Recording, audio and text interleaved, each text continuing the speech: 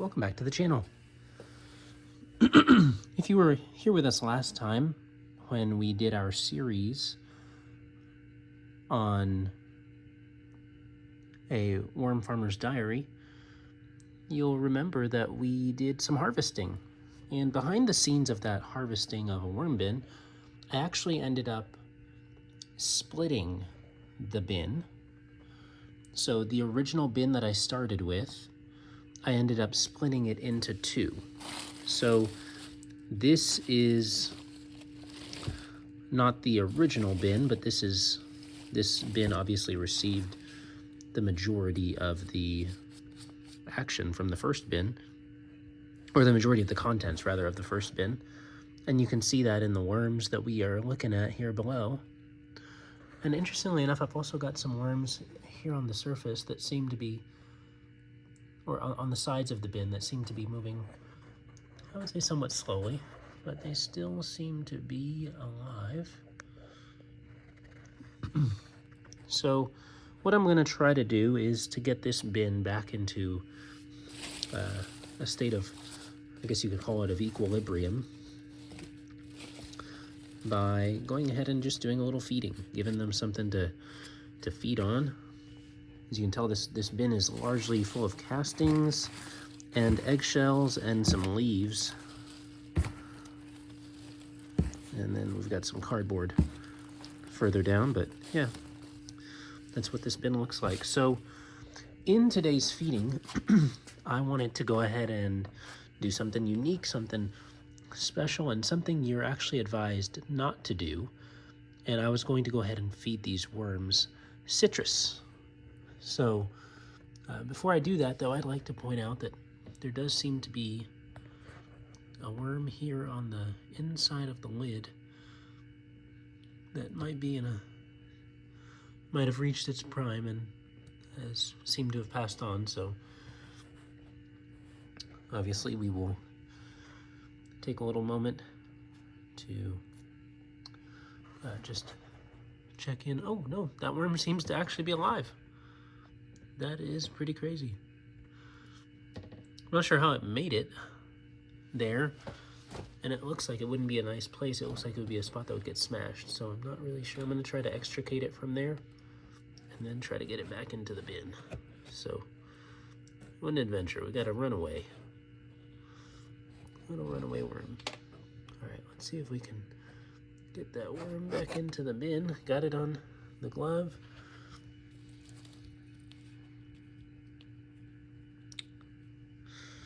And down into the bin you go. Hopefully you will make it and be able to continue your life. So we got to save a worm today. Did not see that coming. I have not actually seen the worms get up to the very top. So that's some interesting activity there. But I'm really looking forward to adding, like I mentioned, to feeding the citrus. So it's actually been here for quite a while. It's in this bokashi bin I've got here, right next to the worm farm, or the worm bin rather. And you can see it's got some lemons and limes that have been in there. Still smells very citrusy. So I'm really excited about this little experiment, just to see how it goes. So I'm gonna dig a little trench in the side against this edge here. And the reason that you would dig a trench when feeding along one side of your bin is to allow the worms to be able to escape from the area where you're going to feed if they don't seem to care for what you're feeding them. So by isolating it just to this area, whoops, I'm sorry. By isolating it just to this area here, the hope is that if they don't care for the citrus, that they'll be able to move to the other side of the bin. So I'm gonna go ahead and get a nice little handful of this. Nice big handful. And just drop those puppies in there. And I'm gonna load it up. So I'll load up a lot of citrus in there. since it is winter time, I'm not really too concerned about overfeeding this bin. And also with the fact that it's loaded with castings and worms, I figure that there are a number of microbes here that will help with the breakdown. So I'm just gonna really be trying to get as much of this citrus as I can. And the little stuff you might see on the citrus is some of the bran, the bokashi bran that was sprinkled on it. It still smells very citrusy, so, or very much like citrus, so very curious to see how that goes. But yeah, we have loaded up a lot of citrus there.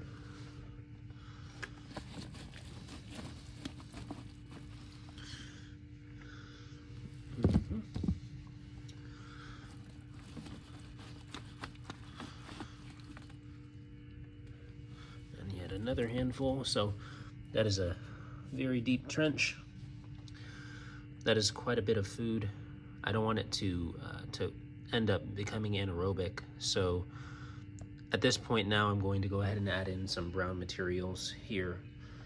And for this, I decided, since this bin utilizes cardboard and there's still cardboard in here, I'm going to actually go ahead and add cardboard to this bin. I have some shredded cardboard nearby here, so I'm just going to get some handfuls of that and put that over the top. I think I'm actually going to just kind of integrate it in there so that hopefully it can absorb some of the moisture, because I do think that there's going to be some moisture that's going to come off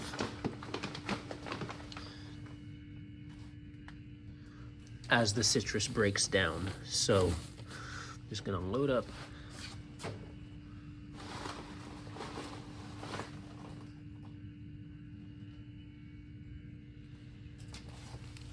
that shredded cardboard there.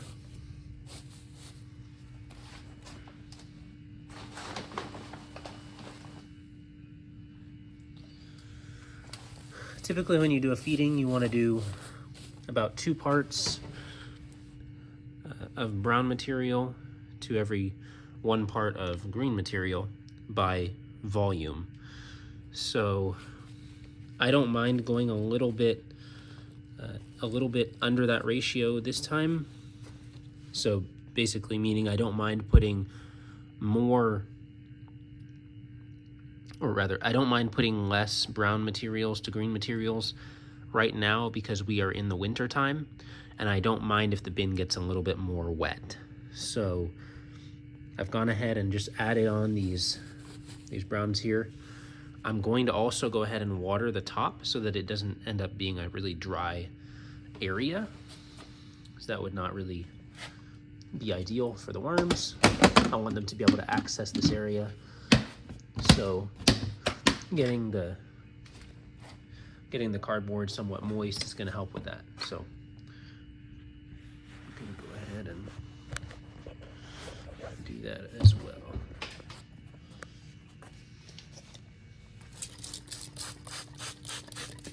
Just use the little spray bottle, handy dandy spray bottle that we utilize for our watering.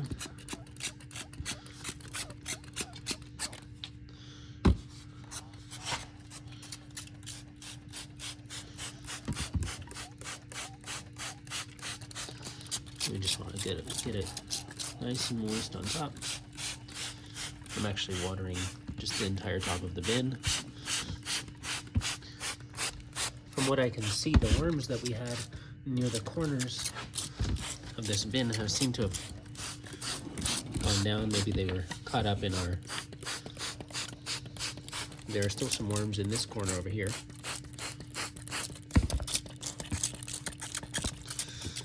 So I'm really excited to see how this goes. You can see, again, this side is mostly castings with some cardboard mixed in. And that side is citrus loaded up in that corner with a little bit of cardboard on top. So I'm really looking forward to seeing how this turns out. Again, usually people will advise that you not add citrus to a bin, but to be quite honest, the reason that I'm doing this is one, just for the purpose of showing that you can add citrus safely to a worm bin, and two, it really just points out the fact that worms can really help to decompose just about any organic material, especially given time. If they're not interested in it now, the microbes will get to the citrus and will help to break it down until the worms are interested in it. So I really enjoy doing some of these non-conventional feedings so that people can see what goes on. And in light of the feeding that we did, I haven't named this bin yet, but in light of the feeding that we've done now, I'd like to call this bin the citrus crawlers. So who knows if we'll continue feeding them citrus moving forward, but for now, they will be known as the citrus crawlers. So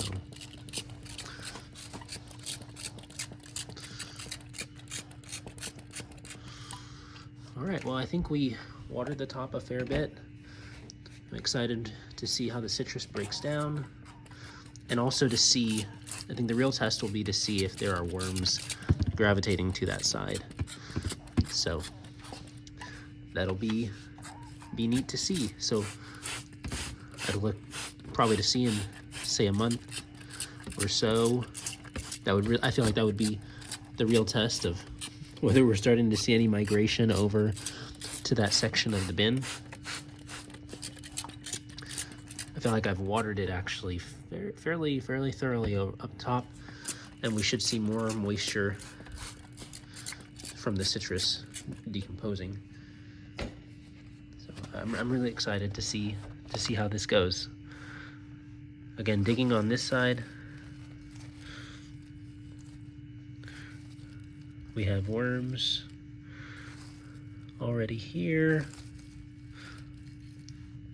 They seem to have buried down, which is not uncommon.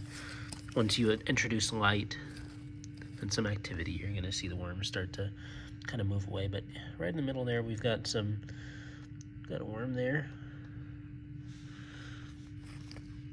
Seems to be a little shy, so we'll see if we can get it moving. Oh yeah, there we go.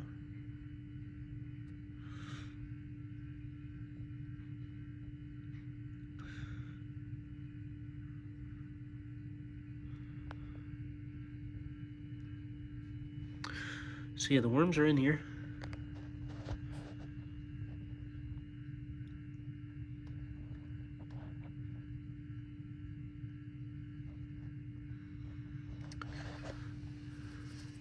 So that's good night from the citrus crawlers, and we'll check in on them next time.